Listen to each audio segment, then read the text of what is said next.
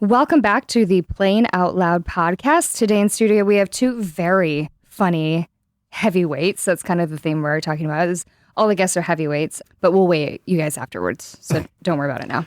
I fasted before, so hopefully I got my water weight down. Perfect. I was told this would be just like a physical.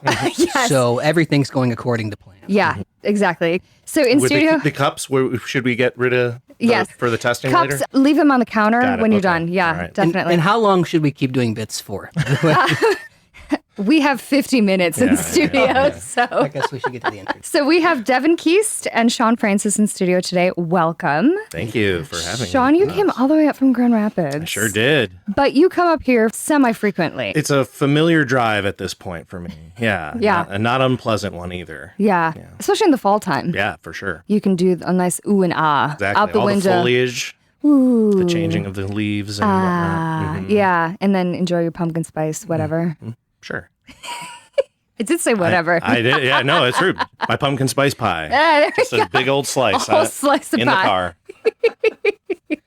Oh, I love it. It's so Like the GIF inspired by the guy who was drinking the ocean spray. when Right. on his, but then now there's the fall version. Yes, Pie. that's one of my favorite things. just a whole pie. And you do say GIF. You're one of those people. Oh, we've got the Jif We versus won't Jif. get into I just that. went Okay. in. Okay. I just went for it. It's fine. I mean, you said Jif and I went peanut butter. Gosh, I love yeah, that's peanut true. butter. Is it Especially GIF? on a pumpkin pie. Oh God! We Call in.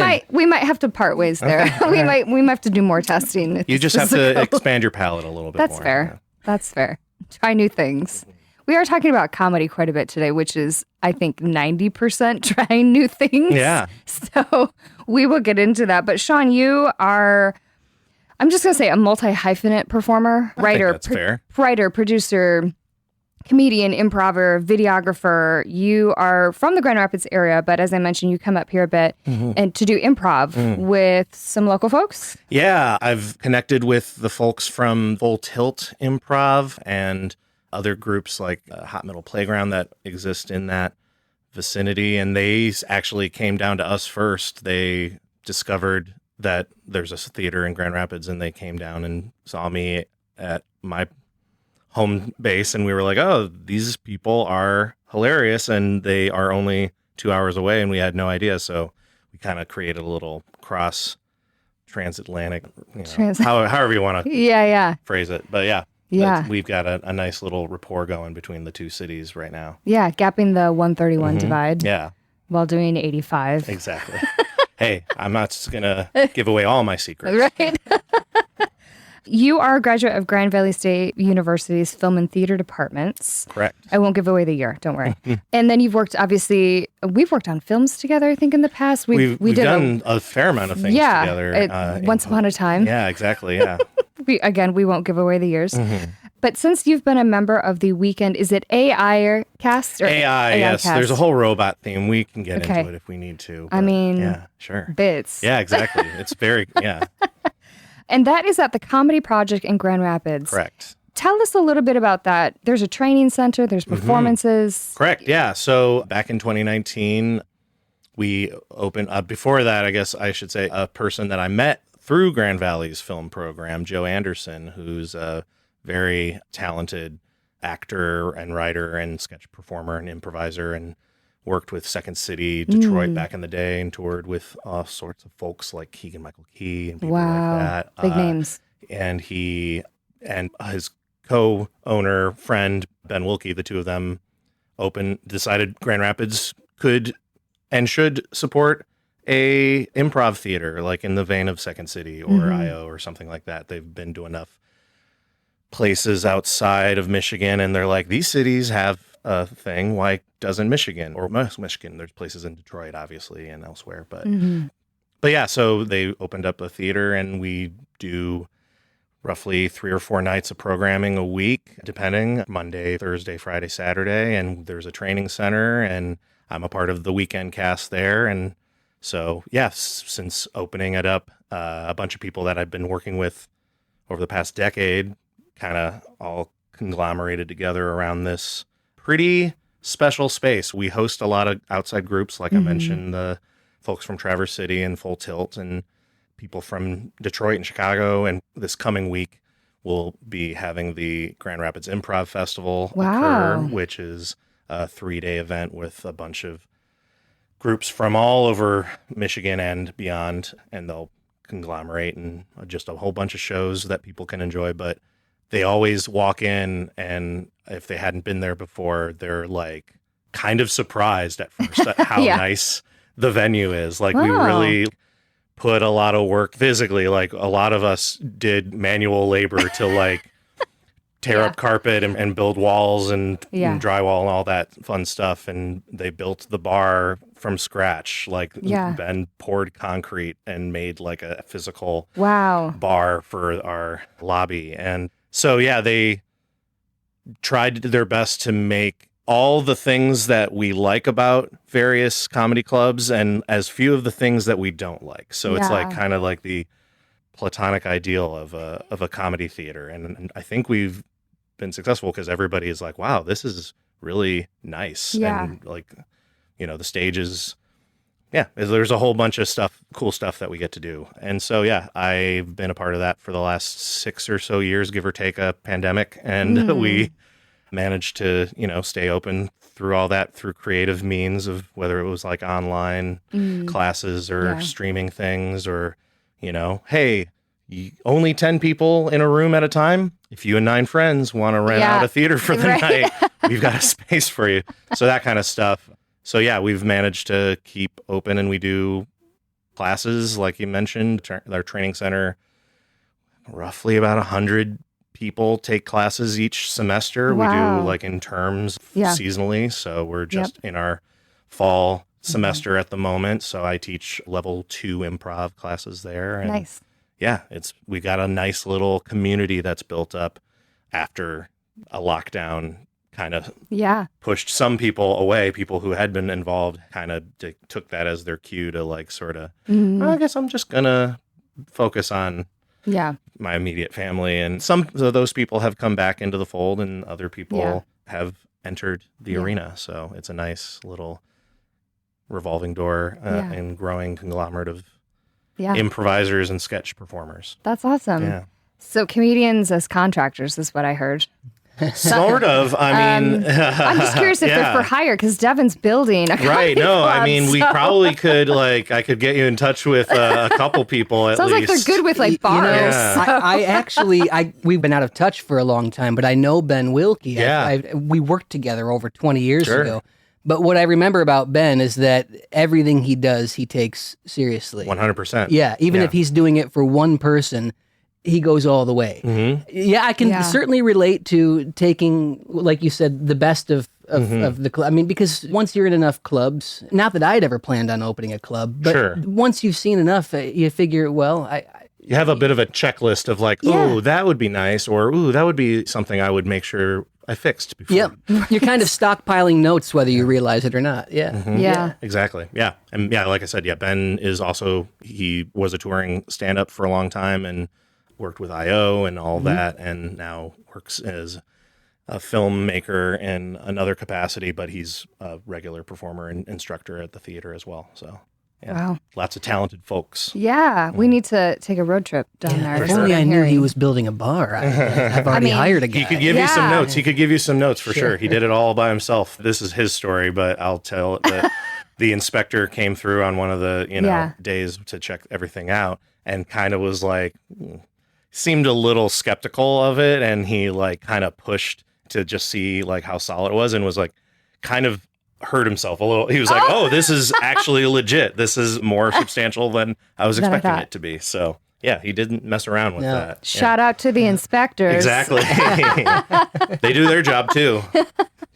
That's fantastic. You're a part of a lot of things, Too many things, some might say. I mean, this is a long list of things, I'll be honest. We don't have to go into all of it. Haphazard, you're a part of Late Night Grand Rapids, the Don't We Boys. Yeah. So those are kind of some of the, that's like basically when I started working with Joe, he was a part of this sketch group called the Don't We Boys, and that's how I started working with him, is like filming some of their sketches and content. And then they were doing, it was a 3-person team, 2 members who were a part of a group called Pop Scholars, and they were essentially found themselves like unable to do.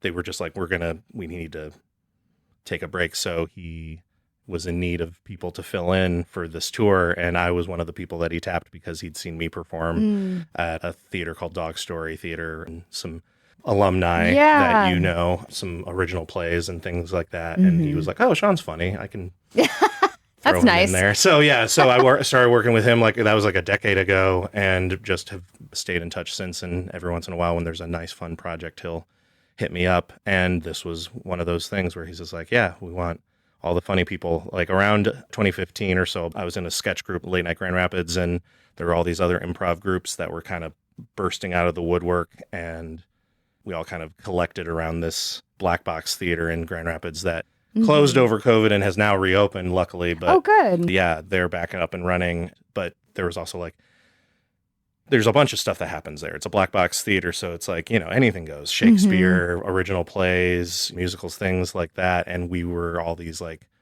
punk rock improv people that were like, we only need one night for the week. And so we were kind of like messing up the vibe a little bit of like, well, we can throw you on a Wednesday, but you're going to have to deal with the set from this other show that's happening that booked out 2 weeks. And we're like, yeah, that's fine. And they were like, oh, they're doing what now with our set? So eventually it was like, okay, we should probably find our own space. And that's sort of what became the Comedy Project. Wow. I'm learning so much about Grand Rapids. I am an Aquinas College theater alum. Yeah. And I performed at Dog Story through the Shakespeare group. I don't know if they're still around. Pigeon Creek is still active and very alive. Yeah. I have a lot of good friends still from Grand Valley that are involved with that. Yeah. Super fun. Scott and Catherine are still at touring. The helm. Yeah. All over Michigan. I played my viola in that poorly, but I would say very poorly. Thankfully backstage. I've seen some violas. I'm sure you're fine. Not at Pigeon Creek. Yeah. But it was truly a really nice black box space. Yeah. So. Yeah. And the new space is very close by and really similar spirit. So, and there's a group of folks that are sort of involved at Comedy Project that do this standalone show there as well. So there's still plenty of cross-pollination happening, which is always good. Solid reference of cross-pollination. Just great use. Yeah. Well, speaking of the the AI thing, because they literally, I'll just plug their show, Man vs. Machine. They do a half-hour improvised play, a bunch of improv folk from Comedy Project adjacent or students or whatever. And then they do a written script reading of an AI generated play, and they'll say like in the style of like Christopher Durang or Tom Stoppard or something like that. And they'll use the same prompts that we get from the audience for the improv and put that into ChatGPT or whatever. Cow. And then generate like a 3-act play or something. And it's bizarre and I bet. kind of hilarious in how it's actually surprisingly how often it's like, oh, this is actually like, if I didn't know this was a robot doing it, I would say, oh, this is pretty clever and fun. But there's that weird like uncanny valley aspect of it too. So and they always have the audience vote, which did you like better? And so far the humans are up. Okay, that's good. They've had a few, like 5 or 6 shows, and I think the robots have only beaten out like maybe once or twice. So wow. But yeah, that's a fun thing that happens. But yeah, Comedy Project is just like your go-to spot for improv and sketch, because there's a bunch of stand-up in that world that I'm involved in as well. But that's the one spot where hey, I want to see something that isn't just a middle-aged guy talking about, whatever opinion he might have. He was like, oh, let's get some other middle-aged people on stage and playing some games. Yeah. Great segue. So Devin, I'm just kidding. He's talking about stand-up comedians. I think he's talking about white guys in the Midwest. Well, to be fair, most of the guys I work with are not middle-aged. There are 20-something guys talking about their dicks or whatever. They're already middle-aged. Yeah. Yikes. I actually, honestly, I wish we could just keep naming... middle-aged for them, Yeah, that's fair. Right? That's fair. I wish we could just keep naming improv teams, because even if we're just making up lies, this is so much fun. Pigeon Creek? Shakespeare, The Man versus Don't We Boys. The Don't We Boys. Honestly, we could just make this a bit and just keep on making up. Rhymes with Orange sounds like a fake name, but that was the group in college that I was in at Grand Valley. So I'm trying to think of my old improv team names now. Pestering Chester was one of them. We usually do a game when we're Yeah. when we plug the improv festival, we will play a game where it's like, is this a punk band or an improv team? And the audience almost never gets it right. It's like, it sounds like it could be either, but it's got to be just one of the two. You're like contracting company. Yeah. Yes, that's what it is. Prescription Pants was another improv team. Oh, that's a good one. Yeah. Prescription Pants. Sounds like an improv team, though, doesn't it? I mean, it works. Yeah. In elementary school, I was on a soccer team, a YMCA soccer team, and we were so bad, but we owned it. And our team name was Fall on Your Face and Eat Dirt. Yes. That could be an improv troupe name. Yeah. Yes. So could the YMCA soccer team. Yes. Yes, it could. That's just what Women's it's called. only YMCA soccer team. I love that improv group. Yeah. They're so great. You do a bazillion other things. We could be here just all day, I think, talking about you. Let's enough about me. Let's go over to... Yeah, let's talk about more middle-aged stuff. So Devin, I'm just kidding. I'm probably in my 40s. Probably. Yeah. Should we carbon date you later? Well, count the rings? You are a stand-up comedian and pianist. Began your career hosting open mics in New York City in 2015. 10 years ago. I'm good at math. 10 years ago. Yeah. You have been at the Gotham Comedy Club, which is pretty well-known, for those who are familiar with the New York scene, pretty well-known comedy club. Very famous background, lots of great, like, just good scene all around, right? Yeah. And Comic Strip Live, you've opened for icons like Ian Bagg and Lynn Koplitz, toured internationally, and you've been at Gilda's Laugh Fest. That's a fun gig. I've done Rapids, that. Yeah. That's a fun. Shout out. It's a really fun gig. Yeah, it's a really great gig. Great festival. Salem Comedy Festival, I assume in Massachusetts? Yes. The Salem. The Salem. That's, all right, we might dig into that. Yeah. Obviously, TC Comedy Fest, that's where we met. And the World Series of Comedy. Where is that? It is all over the world. All over, okay. Yeah. You, as a pianist, you played for Annoyance Theater, I.O., and Second City. Second City in Chicago, or? I was an understudy. All For right. one of the touring companies. I mean, so that's... I kind of doubt Second City's going to fact check us, but that's fair. That's fair. I was on payroll. I was fair. hired. Yeah, That's fair. but not very long. When they needed me. Gotcha. This is the big exciting thing I think everyone wants to dive into a little bit is you're opening a new comedy club on Front Street in the former Mackinac Brewing Company building, which has a formal name, right? That building? The Beetle Building. The Beetle Building. That sounds very British. The Beetle Building. Yeah. And the name of the comedy club is? Voyageurs. Voyageurs. Yeah. Oh boy. Do we have to be French to do the open mic? No, we just leave it to whoever's left up here. That whatever fur traders are remain, and we'll work through all the European accents at some point. Exactly. Yeah.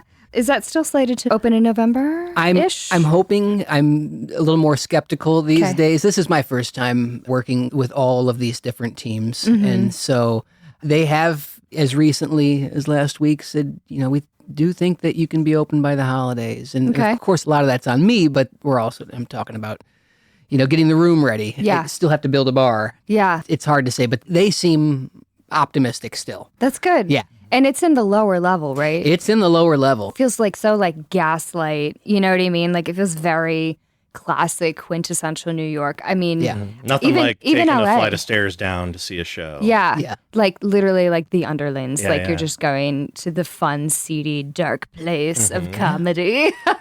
Whether it's in a comedy club or just a subterranean bar, you feel like you've truly escaped. It's like that feeling of turning your phone off and going into the movie theater. And so when we first walked into the space, it was the second space I'd seen. I didn't really have any intentions of opening a comedy club initially. We can get into that too. But, Sure. I don't think I had been in there for 10 seconds when I said, yeah, this is it. And she said, really? That's exactly what you want to hear. I think as a your comedian, realtors say. I mean, really? Hey, 7-foot ceilings, exposed brick walls, no windows. Yeah. This is a comedy club. Sure. It'll seat about 60, and so Nice. Sean knows, right? This is Yeah. So this it's is a very exactly- similar journey. Again, like not my full story to tell, but Joe and Ben will tell you like pretty much the same thing. They had a couple venues in mind, and then when they found this spot, which literally used to be a church, it's next door to where the church that it used to be now is. Yeah. And you just walk in and you're like, yeah, sure. We can go up and make fart jokes on this. God's on fine this with pulpit. that. Yeah, exactly. God No. invented farts, so that's fine. Yeah. He's But cool yeah, with that. so He's it's cool like with we that. had our like soft open, I say, in March for Laugh Fest, and because basically they told us, hey, you can be a Laugh Fest venue if you can open in March. And they were like, sure, we'll open in March. And we technically did. We had a couple close calls, but they had the final inspection the day of the show. Oh my God. And they were like, it's fine. It's So, fine. but yeah, there was like a bunch of stuff that we still didn't have a carpet for a while. So it was like, and then our liquor license came in October. So we were like operating, but we didn't have like a functional bar where we can legally serve anything besides snacks and You're like, here's some soft red drinks, Solo cups. There's a basically. game out back. $5 per we player. didn't say anything, but we were like, there's a brewery across the street. There's stuff that if you want to enjoy elsewhere and then come to the show. Yeah. But yeah, once we finally opened that up, it was a game changer. And so then we had our official 1-year anniversary grand opening official party in February of 2020. Great timing. Great timing. Yeah. Wow. Amazing. Jeez. But so probably not the same thing will happen in this case. I'm prepared Yeah. for it. I'm starting to wonder if am I going to have to bring in folding chairs until the bent wood chairs arrive? I mean, you can always get those plastic folding tables, right? And then you get the Solo cups, and then just go to Costco, do a Costco run, and be like, we've got rum and Coke. I mean, This is slowly turning into some of the parties that we attended. Well, yes. I mean, yeah. back in No, the go with what day- you know. I mean, yeah, that's isn't that how we got to this Yeah, point? theater parties. Yeah. yeah, Yeah. yeah. And I'm going to speak on behalf of Sean, but we'll be willing to do a show anywhere. That's very true. Yeah. Yeah. Having done them in bars, Yeah. I mean, in town here, there's one open mic, and it's at a bar, the USS, right? So Yeah, you're lucky if there's like a functioning business in the venue. In most cases, I've done them in hotels, like a hotel like bar lobby in LA, and it's just the comedians. Literally so we're like, during let's lockdown. let's have some fun. There was a good friend of mine, Carl Sobel, would host shows out of his garage. Like there's just like literally, if there's enough of a room to fit people and a microphone, stand-ups will find. Yeah, like, we'll do it on the Lemmings corner of and, Hollywood Boulevard. Other yeah. metaphor you want to use. They'll find the water. We had a place, I can't remember the name. They had multiple locations in LA, but there was like the outdoor and an indoor. And the outdoor was, I kid you not, just like a weird 2x4 raised stage, and then one of those big, like almost like a beach tent that you see people bring, just a white thing, and then just random fold-up chairs. That was it. And then you had a mic, and then a guy in the back flashing your red light at your minute mark or whatever. Just like, and you paid $5 to do that. So I mean, you could still get a great show, but that's what I love about Exactly. stand-up. Yeah. I saw Chris Rock drop in on an open mic during COVID. He was behind glass, but yeah. still, even Chris Rock was like, I got to run this bit about people wearing sweatpants. It's like, Yeah. yeah. Yeah. That's what I And look love like a about drummer in a rock band behind the plexiglass. Yeah, wall. yeah. He looked like any one of us doing an open mic, even for the first time. Foot on the back wall, he was scrolling through his phone looking for. Yeah. I was like, and he was bombing. Yeah. As one has As to do. everyone does. It truly That's is the the great thing that equalizer. you look at these shows on the Netflix. Wow. Netflix. I remember when we used to have shows on the Netflix. Back Called us in the middle day. aged. They would send us DVD to our house Yes. in the mail. That's how we saw that one show. It was great. Do you remember? Anyway, but Netflix, HBO, etc. You see these polished shows, right? And I was lucky enough in LA. I saw Hannah Gatsby's. I was in the audience for her second recording at the Ace Theater, and I mean, it was pretty straightforward. They move people around a little bit, and you got a camera, and there's a little introduction, but it's not a stop and go. It's kind of a straight through, but it's so polished when you see it. And most people don't realize how many open mics or how many shows they've gone, and they do a bit, and you record yourself and you analyze, like, okay, inflection should be here, a punchline here, add a tag, whatever that is. It is a curation of a performance. And I know a lot of people, when I've told them like that I've done stand-up, they're like, well, that's terrifying. I'm like, kind of, but it's also really invigorating because you are the writer, director, performer, producer. Yeah. You're the whole, it's all on you. And so when you see all these things, you see Chris Rock. I saw Conan O'Brien come in and tell jokes, and my God, is he tall? But, you see these folks super tall. Like, you're like, he's tall, right? But then you see him, and you're like, that hair adds a solid 6 inches. For sure.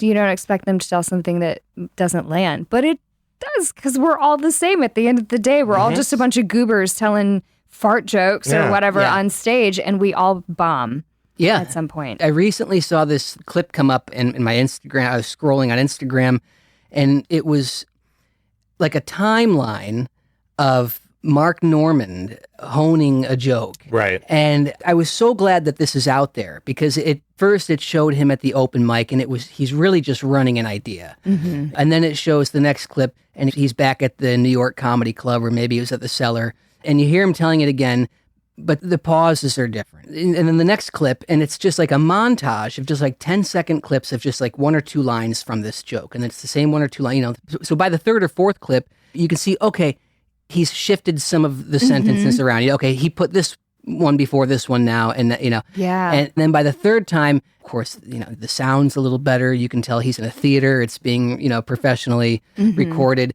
and he's really got it polished by that point. But everyone goes through that. So I was so glad. He might have put it out himself, but I was so glad that it was out there and that I just saw that. Are you both familiar with Josh Johnson? Yeah. Yeah. My brother and I have the biggest crush on him. For like the last year. Sure. He's just been my new comedic obsession. And he's so prolific. Yes. And all of his stuff is on YouTube, free 99, which is great. Love to see him on The Daily Show.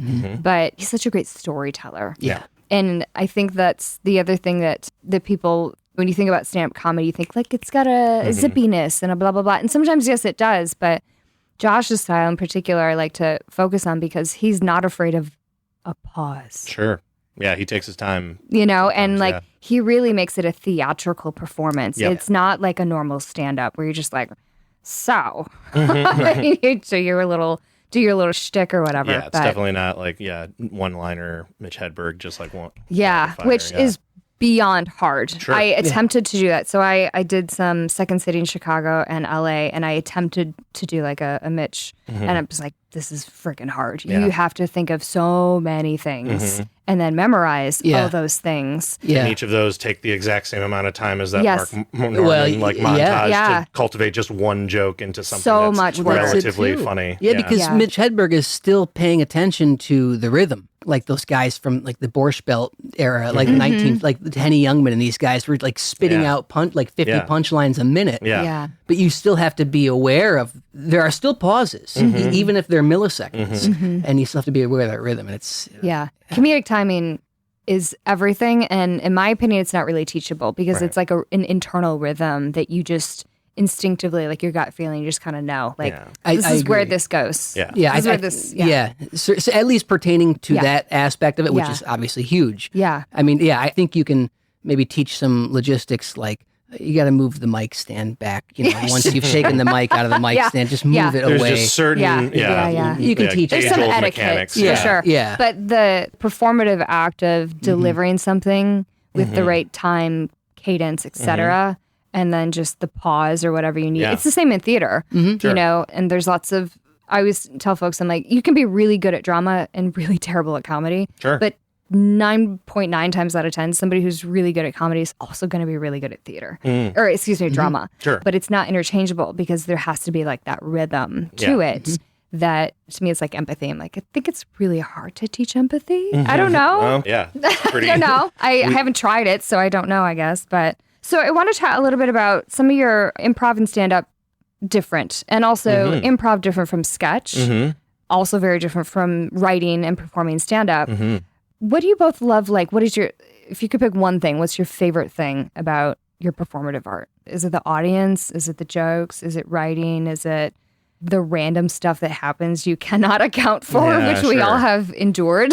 Yeah, well, that's because it's live. I think we can both attest to that. Yeah, it's a little bit all the above in both cases, I'd say, because I dabble in all three. Really, I more than dabble in improv, but I do stand up and I've done sketch, and frequently will perform at both at the Comedy Project or in GR in general. And yeah, I think I like how they all kind of can interact with each other. Like, so speaking of Josh Johnson and his prolificness, it's just like people used to like freak out when like someone like Patton Oswalt, it's like, he does a new hour every year and he throws it all away. And Josh seems like he's like doing like a new half hour every 6 months or every week, like couple weeks. Yeah. So it's like with improv, it's the ephemeral nature. It's like you don't usually it's considered in poor taste to recycle something that you've done in an improv scene somewhere else, unless it's specifically like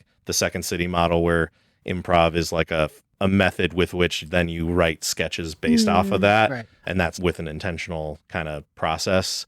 But for the most part, you do something in an improv show and you never do it again, or the audience like doesn't get to see the exact same thing. Even if you play the same 12 games, 2 shows in a row, everything in between is going to be different about them. And so that's kind of one thing about it that's kind of nice, where it's like, you take that pressure of like, well, I did this in the moment and it worked, and I did this other thing and it didn't work, but I don't have to worry about that. The next show is a new opportunity for something to discover a new thing. Yeah. And then with stand-up, you do get to, I didn't do it right, but I could try it again and make it better. Or sketch, constantly update or change a sketch as things get something that worked in the rehearsal that doesn't work when you get it in front of an audience, kind of a thing. Yeah, I guess you are learning constantly because it's live. Yeah. Whether it's stand-up or improv or sketch, music too. I mean, it's still live. It's still going to be a unique experience and a unique performance for the audience. And so there's still, no matter what the medium is, there's still a lot riding on it. And I think it's the pressure that I like it? Yeah, either way, it's like a make or break. Fuel. The audience will tell you right away if it worked or if it didn't work. And that's the other thing, comedy versus drama, where it's like drama, you could not be Meryl Streep and still do an okay job, but you won't know, because afterwards everyone just like, oh, you did so good. Because, well, there was that silent moment that was, I guess, supposed to be silent. So I don't know if it was successful or not, or if just people were not paying attention to what I was doing. Right. But with comedy, if they don't laugh, well, I guess that's the proof right there. Well, yeah. The other thing I'll say, I tell people too, because in being involved in the training center program, it's like, we're not going to teach people how to be funny. Like, people are already have that personality within them, and they're either going to do well or not. And it's like, we're not going to take someone who just doesn't have many interesting thoughts or stories to tell, which to the most part, everyone has something to offer, right? But not everybody has the tools to express those things. So that's really all we're doing is, here are the ways that you can take that idea that you had, and then you can either write it into a stand-up set, or you could write a sketch about it, or you can make it a character that you play in an improv scene, or it's just like the point of view of something that you observed once, and then that just becomes part of the thing that you're, whatever the format is. But I do tell people, it's like, there's a bit of a, like, I'd say a friendly, playful rivalry, but some people take it more seriously than others between improv and stand-up, and I love it all. I'm an omnivore comedically, you know. Like, I grew up watching Comedy Central, and you would watch stand-up specials, Premium Blend, whatever it was. You would watch old SNL or Kids in the Hall sketches, and you would watch improv like Who's Line, or there'd be other like quasi-improv stuff that came along later from like UCB or other performers like that. And it's like, I love it all. I love all three for different reasons. And so when people come to me and like stand-ups are like, you're going to teach me how to be funny. How to be funny. Yeah, it's like, no, I'm just going to teach you, here's how you can discipline yourself to like write down every idea that you think of, and then workshop that and take it, all different angles of like, what's the funniest version of this? What can one word maybe specify to a somewhat nebulous idea to someone who doesn't understand what you already know in your head. It makes it more clear to them. And just that sort of, I tell people, like, I think I would love to see more stand-up people take an improv class. I would love to see more improv people take stand-up classes. I would love to see both of them take a sketch class. Like, it's like, even if that's not what your goal is going to be eventually, like, you could use that muscle to flex it and think of like, oh, that I could, you know, whether you're doing a stand-up set and then you just get better at doing crowd work because you're more comfortable with off the cuff in the moment interactions with people, and improv can help with that. Or if you're an improviser, but you like just don't get to the point very quickly, like a stand-up, you know, mentality can like help you focus. You've got a short amount of time to get that across. The amount of improv scenes, and God bless all of our learning students, but it's like 30 seconds goes by and nothing's happened and we still don't know what the scene is about. And it's like, okay, maybe let's just like turn up the heat just a little bit. And so that kind of a thing. It's like also with in thinking all of it too, the goal ultimately is to make people laugh, but it's not just about being funny. It's about being honest and finding the truth in relatable content that other people can identify with, and then that's what makes them laugh. And I think that spans across the board too. Right. Your audiences, simply put, aren't going to believe you, or they're not going to trust you. Unless you're being honest. And first, I mean, no matter what we're doing on stage, we need their trust. And we have to earn it, of course. But, exactly. So, and even the audiences, we all know, everyone knows that, like taking stand-up for an example, everyone knows that the punchline is what's absurd. But you can still be honest, and as you're saying, and you know, and that's what's going to earn their trust. They're expecting the absurdity, you know, but they're expecting to laugh at what they don't know. Right. And sometimes I think audiences also don't know what they're laughing at. You know, they're like, this is funny, but I haven't exactly thought it through until later when you're talking about it. And you're like, remember when Devin said blah, blah, blah, blah, blah. And you're like, that was so funny and so Traverse City or whatever it is, right? So New York. I will say one of the best compliments I've ever gotten on my stand-up was when I did it at Second City in Chicago. And this kid came up after and he goes, it was so funny because it was just so relatable. And it's like, to this day, like top 3 favorite compliments I've gotten, because I'm like, yes, that's the box I wanted to check. That's it. It didn't matter if you got rolling laughs or whatever. It's that relatability and sort of communion that you get with an audience and other comedians who are watching you too. And that is in part what makes it disarming too, is as soon as it's relatable, as soon as it's familiar to someone. I was in a coffee shop the other day and I just said to the barista regarding the customer who was ahead of me, and then went and sat down, and I just said, I don't think it's fair that a guy that handsome should be here. Basically. And I turned it into a bit, and I said, "Look, now he's sitting down next to my table. I can't do this. I can't be in here. Everyone else in this room is just going to be comparing the two of us. Because that's of course all we're thinking about. Exactly. We're just like, look at this schmuck and then this schmuck. I can't. It was like she'd never heard such a thing out loud before. Right. And she said, "That's hilarious.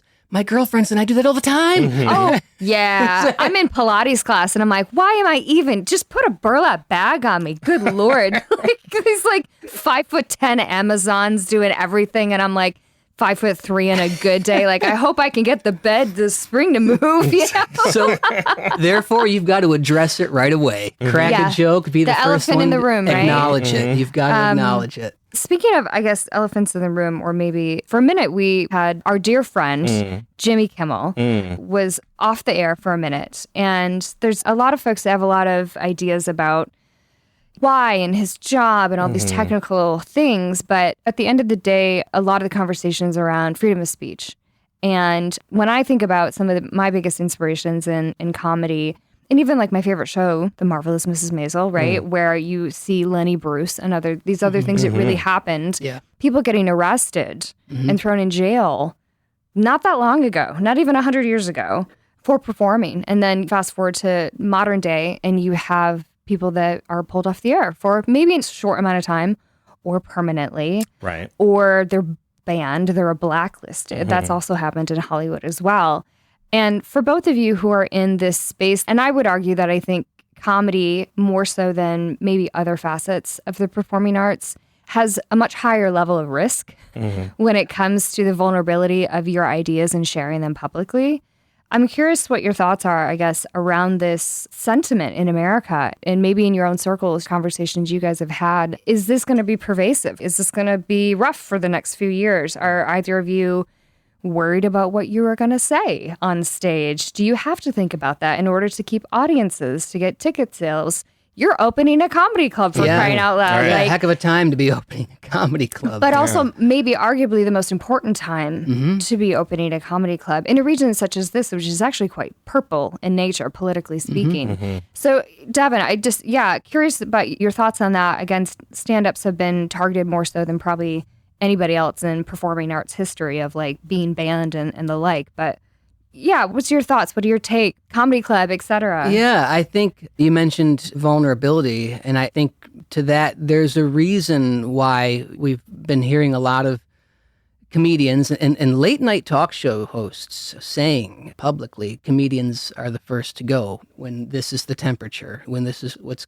seemingly happening. And that's because, yes, we think about or we take into consideration how an audience might respond or what they might think of this or that, because we're always supposed to be considering, just in joke writing alone, how we're going to play the audience. We have to think about that. But at the same time, I mean, comedians, we have to fight for the First Amendment, or we should at least, because that's our whole thing. Yeah. That's really the whole thing. Yeah. I mean, I'm very thankful that apparently Elon Musk made stand-up and comedy legal again. I had no idea. Yeah, no. Oh, wow. But I mean, otherwise, the only other opportunity that we might have is to go perform in Saudi Arabia for dignitaries. I mean, now I guess I can put that order in for that cyber dump truck. Exactly. Yeah. There's a few rolling around town, and I'm just so excited I can finally get that again. No, I think to your point, it's like, it's true because like the vulnerability, like you said, it's like stand-ups and comedians in general, whether they're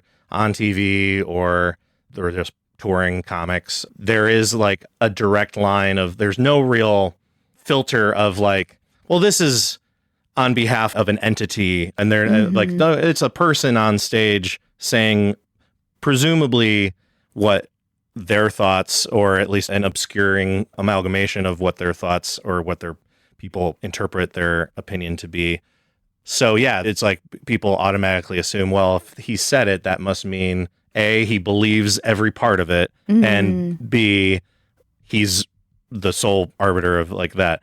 And again, it's like taking satire and irony into account is like an important thing. I think just in general, I think media literacy is kind of in danger right now, with just as far as like the what's real, what isn't real, what constitutes a joke in the first place versus I'm just saying a thing that I believe, but in a way that sounds like a joke. Right. Like there's certain people that like are kind of really coasting on the joke shield. Yeah. And both ways. And I think also it's like, it's important for them to be able to do that. Like you have to be able to take risks in art in general, and comedy especially is like one of the riskier things. But it's like also thinking about why are you taking that risk and to what end, for what purpose? Like there's people who go up on stage and think that they're being edgy and being risk takers by saying the same hacky, stuff, or anti-trans or, racist joke or something.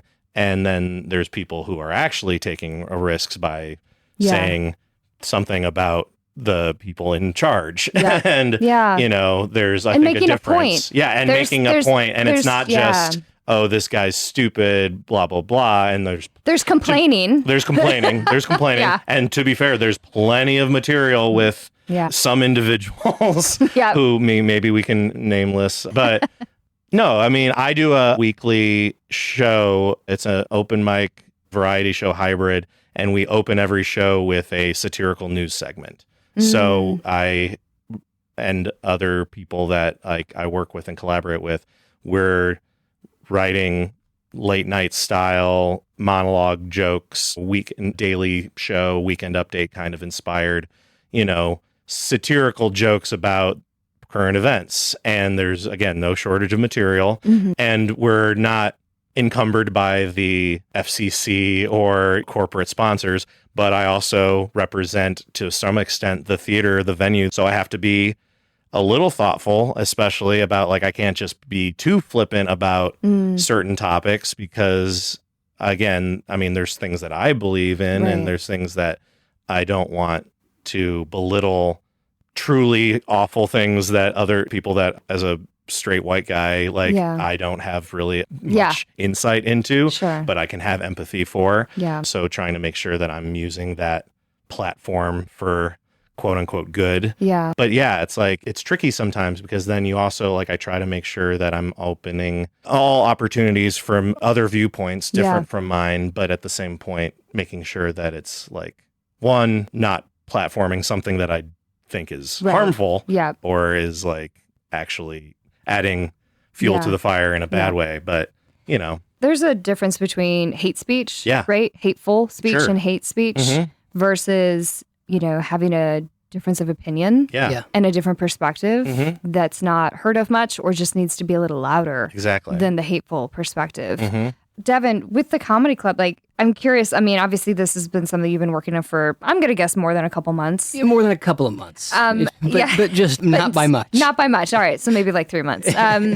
Do you have any hopes for, like, adding to the scene for, like, freedom of expression? Or, like, I'm curious just, like, your thoughts on, like, why a new comedy club? Why now? Etc. Okay. Well... First, I'll just get out of the way and say that I think, just going off of what Sean was saying too, you know, late night talk show hosts, I just want to say really quickly that I think they were in part what informed my career, and whether I was aware of it or not at the time when I was a kid, it's because of the freedom of speech. And I think because to me, it felt like they were getting away with something, but it's not just because they were poking fun at President Clinton or President Bush, but also these were adults in kind of a formal setting, wearing suits and ties. And when you're a kid, still at a certain point, you're not even sure that adults are allowed to be funny. And so it just, I felt like someone's breaking the rules over at NBC. I want to live in this world. That's what everyone wants. When whether they turn on The Tonight Show or they go to a comedy club, everyone wants the guy on stage to say what they're thinking, but not going to at all dare say. And then I think with Voyageurs opening now, I'd be remiss if I didn't mention that there is a thriving local scene. You mentioned Union Street. I mean, I'm not even going to schedule a thing on Tuesdays because they've got the lock on the Tuesday night open mic. I am going to schedule a Wednesday night open mic. Woo! I can go to that one. So, and then you've got one thing to go to from one to the next, and then on Thursdays there'll be a local show, but certainly, you know, we'll pull from the Wednesday open mic to supply at least part of the locals lineup. But I think ultimately I was inspired by that scene. I see these guys doing shows in record shops and brew pubs. And that was something I saw and really fell in love with in New York was if you don't get passed at the Cellar, you do your own show. And that's not even limited to stand-up. I mean, that's how Broad City came to be a show. Great. They didn't get passed at UCB. Exactly. And so you'll see great stand-up shows, you know, in Brooklyn, in Pete's Candy Shop, you know, or a barber shop. And they're doing it here, too. And I also feel like it should be inclusive. I mean, even in New York City, there were clubs like New York Comedy Club or Gotham. Like, if you're a comic, even if you aren't passed at that club yet, or, you know, you may never be, but if you're schlepping it to the open mics and if it's not sold out, there are some bar stools in the back. You know, there's a church pew along the wall, like at Second City. You know, just you should be allowed in. It should be inclusive. And I would love the idea, and I do love the idea, and I would love to see if the local guys, whether, you know, from Kamikaze, here, if they've got a show on a Saturday at the record shop, you know, I hope they know that if their headliner wants to run over and do 5 minutes, between their early show and late show or vice versa, if whoever I've got on, you know, wants to run up, and those guys too, it should be that way. And that's, again, what I love about New York and what I love about the Village is that you can just hop from one to the other. And I just think the time and the place is just perfect because people are moving to Traverse City. Traverse City's made it very clear that it has a thirst for culture and art and nightlife. And I think it's just deserving of a club like this. Amazing. Yeah. And we're going to wrap up here in a little bit, but I mentioned this to Sean too, that like Grand Rapids has had its little renaissance of comedy in the last several years, hence all the things you've talked about. And that's just like kind of the tip of the iceberg. Yeah. And Traverse is, I think, approaching that as well, right? When I was doing stand-up back in 2016, 2017 in Grand Rapids, I had to go to Kalamazoo and Lansing to really get anywhere. And my hometown, Traverse City, didn't have anything at the time. And so to come back from LA and see, not only is there an open mic, but it's not a dying open mic. It is quite the opposite. Pretty full every night. Yeah. And it's not the same people every Tuesday. I would love to see more women. That's always my thing, because we're like 20% at most of the comic population. But it's there and it's thriving. It's at a great place. It is kind of classic bar, dark, blah, blah, blah. Yeah. So it's great to see something else and see this kind of renaissance spread. Sure. And for our communities to kind of cross-pollinate, to use Sean's gardening metaphor, and to see it thrive. I think I was super excited that the Comedy Club on Garfield was, thing too. Yeah. And I don't know if that will continue or not. We'll see, I guess. I actually happened to just be driving by the other day. Yeah. I saw a couple names on the marquee. Great. And yes, and I agree. I worked there for a long time. I was the resident host. I was behind the bar at times when I needed to be. And it was the first club that booked me on my first tour. So it was the first weekend I ever did when I opened for Ian Bagg. Yeah. So I'm very grateful to Stuart, who owns the club. And so out of respect, I reached out to him before anyone else, as this was about to go public, before it did. And I told him that I do hope he stays open, because again, I want people going from place to place, but I knew what I had in mind, and I felt like there was only so much I could do over on Garfield. And again, we talk about just after having been in so many different environments, you just sort of stockpile notes along the way. Yeah. And so I guess I found an opportunity, and if I can make do of it, I'll give my fellow comics, but also my fellow comedy lovers something that's really deserving. Yeah. Absolutely. As an outsider's perspective, like kind of like you said, I've said this to all the people that I've met, both in stand-up and improv here in TC. Like, I'm pretty good friends with Ben Bradshaw and a lot of the Kamikaze guys, and they've come and done my show. Also, the folks at Full Tilt and Hot Metal doing those shows in Eugene's. It's like, it really does feel like kind of where GR was like a decade ago, where we were kind of like going for any possible venue. We were doing basement shows in bars or in adjunct spaces, Wealthy Theater, or other venues around town, Dog Story, obviously, and house shows. There was a great apartment venue called the Fuse Box, rest in peace. That was just literally my friend Aaron's apartment. And it just was just all sorts of fun shows happened there. And so with the comedy project opening, it sort of both legitimized a lot of that, and there's these other groups. It's not like we're the only game in town, right? And Dr. it's not competition. Dr. Grins has their thing, and they do, mostly national touring stuff, but they're also starting to do more local showcases or bring in people, giving like comics like, Garrett, who's their house MC. He just announced a headlining spot at the end of this month, or Adam Deggy or Carl Sobel, all these other people who there was a little bit more gatekeeping, I think, and now it's, I think, opening up, and the other people finding other venues. And TCP certainly isn't the only improv game in town. There's people who are looking for venues elsewhere, and friends of mine who just did a run of shows as an art prize entry. My friends Rapid Fire did 2 weeks of like 2 or 3 shows a day. In some cases, they're very creative in finding other alternative venues. So it's like, basically, I'm excited to see what happens when there is like, a sense of, okay, there's stability because we know we have this home base, and now we can still go out and play other places and have it all feed into each other. But it's like, it is nice to have a little bit of like hey, I don't have to struggle and think about how I'm going to get enough people to come show up at this, house show in order to pay off the the booking fee that it's like the theater exists, and we've got a very comfortable regular crowd that attends, and so we can do that and then focus our energy on just making good content and having fun shows. I love it. This has been a really great conversation about, the comedic performing arts, but also I think like the crux of what it really means to be like community in a sense, right? You've got Grand Rapids community, Traverse City community. There's a blend, all these regions. There's great stuff happening. We're talking to each other, which is also why this podcast exists too. Is just like, let's bring in two people who don't know each other or don't know like all the ins and outs. Let's chat about things and find the commonalities because we're stronger and we're better together with our commonalities, right? Comedians are better when we're not at each other's throats, trying to like just one up each other all the damn time. So let's wrap up, and we're going to do some rapid fire questions. There's only 5, don't worry, and you won't get fired. So I'll start with you, Devin, and it's just whatever comes to your mind first. Okay. No need to explain long things, just...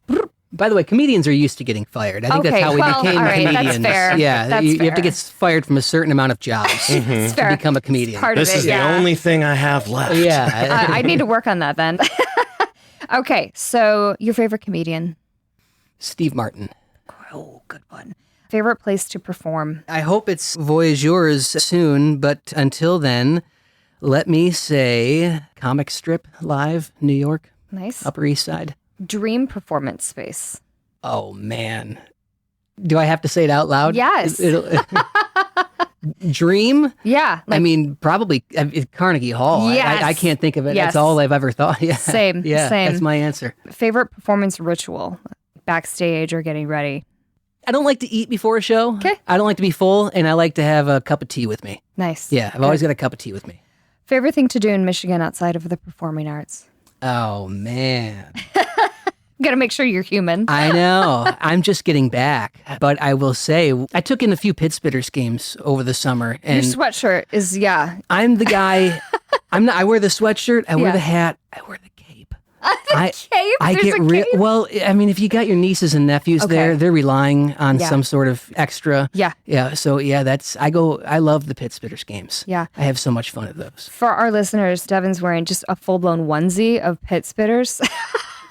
It's just cherries everywhere. And he's got the classic like backdoor. And that's a cherry. Unironically, it's spitting something out, so that it's a great placement. Well, this is our minor league baseball team in Traverse City, and I also still have the face paint on from the last game of the season. I didn't want to say anything, but since no one can see you, right? I just thought it was a real bad sunburn, so that's helpful. It is 85 today. I'm used to it. Sean, you're up. Favorite comedian? Paul F. Tompkins. Favorite place to perform? I'd be remiss if I didn't say the Comedy Project. It's 2 points. Dream performance space? Either UCB or, Second City or things like that in terms of improv. This is a thing that was about to happen this week and then had to be rescheduled, but I'm looking forward to getting to do an improv show at Wealthy Theater, which is a great stage. Yeah. And a lot of great improv happens there, but not me as of yet, but soon. Okay. Shout out to Chris Cacho over Yeah, there. yeah. Favorite performance ritual, like backstage? I'm not one of these people who enjoys being intoxicated, but I do have a signature drink at the theater that I cannot claim ownership of the name. So I'm just going to throw out this disclaimer. But my good friend, Tom Hunt, who operates under a rap alias Captain Daddy, he has a beverage that he has dubbed Daddy Juice. Okay. All right. I won't go into details of the. Nope. It's just it's a beverage that Daddy one juice. enjoys. All right. And the name of a late night improv group. Exactly. Yes. Favorite thing to do in Michigan outside of the performing arts? This I don't think will be cheating, so I'll just say I am a big music fan and musician as well, and so just going to concerts, indoor, outdoor, all sorts of venues when I can, when I'm not doing shows of my own. Awesome. Well, with that, we're going to wrap up Daddy Juice and Devin Keast. I'm sorry, Sean Francis and Devin Keast. Thank you both so much for coming on today. Super appreciate it. Have a great rest of your day. Thank you. Yeah, You as thank well. you, Chelsea. Yeah. This is a great show, by the way. Yay! Let's go windsurfing after this on some dunes. Let's go get some Daddy Juice. Yeah. And I'll show you the secret recipe. Selling that at Bonobo Winery now. we're going to sell that at Voyeurs. If it could live on, Tom will be embarrassed and quietly proud. I think this is its legacy, right? It's starting right here. Exactly. It's got to be French, though. Legacy. You see what I've done? You see?